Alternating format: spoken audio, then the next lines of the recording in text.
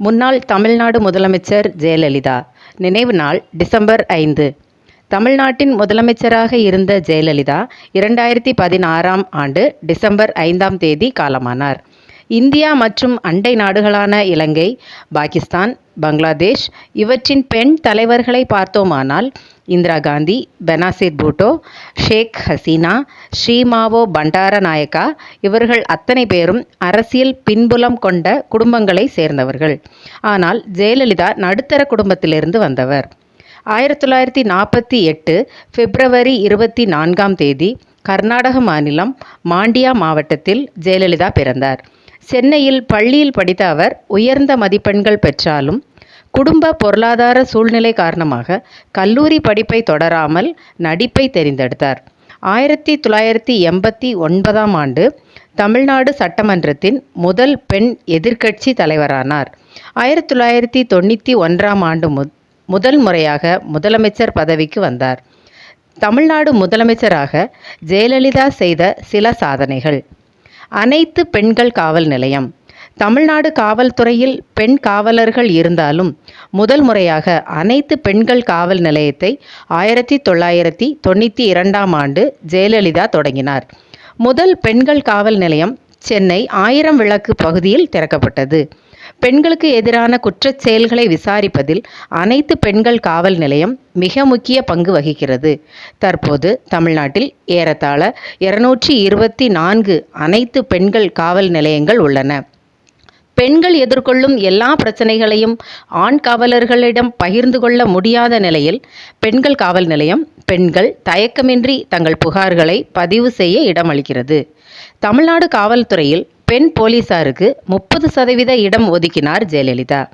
நாட்டிலேயே முதல் முறையாக தமிழ்நாட்டில் பெண்களுக்கு தனி காவல் நிலையம் உருவாக்கப்பட்டது.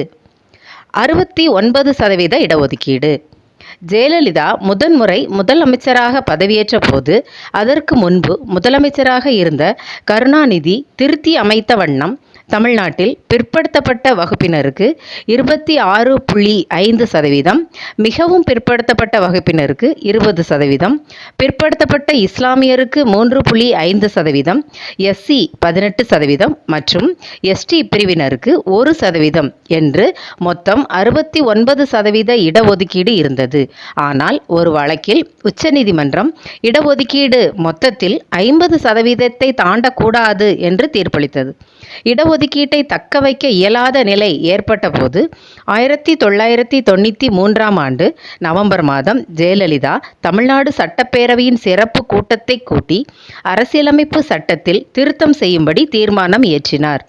அப்போது நரசிம்மராவ் பிரதமராக இருந்தார். குடியரசுத் தலைவரின் ஒப்புதலோடு அரசியலமைப்பு சட்டத்தில் 9வது அட்டவணையில் இதற்கான திருத்தம் மேற்கொள்ளப்பட்டு தமிழ்நாட்டில் தொடர்ந்து 69% இடஒதுக்கீடு நடைமுறையில் இருப்பதற்கு ஜெயலலிதா வழி செய்தார். தொட்டில் குழந்தை திட்டம். பச்சிளங்குழந்தைகள் கைவிடப்படக்கூடாது என்பதற்காக ஜெயலலிதா 1992ஆம் ஆண்டு தொட்டில் குழந்தை திட்டத்தை அறிமுகம் செய்தார். சேலத்தில் முதன்முறையாக இத்திட்டம் தொடங்கி வைக்கப்பட்டது. பெற்றோரால் கைவிடப்பட்ட ஏறத்தாழ 5000 குழந்தைகள் காப்பகங்களில் சேர்க்கப்பட்டு சட்டப்படி தத்து கொடுக்கப்பட்டுள்ளன. குழந்தை சிசு, குறிப்பாக பெண் சிசு கொலையை தடுப்பதற்காக ஜெயலலிதா இத்திட்டத்தை கொண்டு வந்தார். நாட்டிலேயே முதன்முறையாக தமிழ்நாட்டில் தொட்டில் குழந்தை திட்டம் அறிமுகம் செய்யப்பட்டது. கட்டாய மழைநீர் சேகரிப்பு திட்டம். குறைந்து வரும் நிலத்தடி நீர் மட்டத்தை பாதுகாப்பதற்காக 2001-2006ஆம் ஆண்டு ஆட்சி காலத்தில் ஜெயலலிதா கட்டாய மழைநீர் சேகரிப்பு திட்டத்தை கொண்டு வந்தார். அனைத்து வீடுகள் மற்றும் கட்டடங்களில் கட்டாயம் மழைநீர் சேகரிப்பு அமைப்பை உருவாக்க வேண்டும் என்று இந்த சட்டம் கூறியது. இதை முறையாக பயன்படுத்தினால் தமிழ்நாடு பெரும் தண்ணீர் பற்றாக்குறையிலிருந்து தப்பிக்க முடியும். விலையில்லா மிதிவண்டிகள். கிராமப்புற மாணவ மாணவியர் சிரமமில்லாமல் பள்ளிக்கு சென்று கல்வி கற்பதற்காக 2001-2002ஆம் கல்வியாண்டில் எஸ்சி எஸ்டி மாணவ மாணவியருக்கு விலையில்லா மிதிவண்டி வழங்கும் திட்டத்தை ஜெயலலிதா கொண்டு வந்தார்.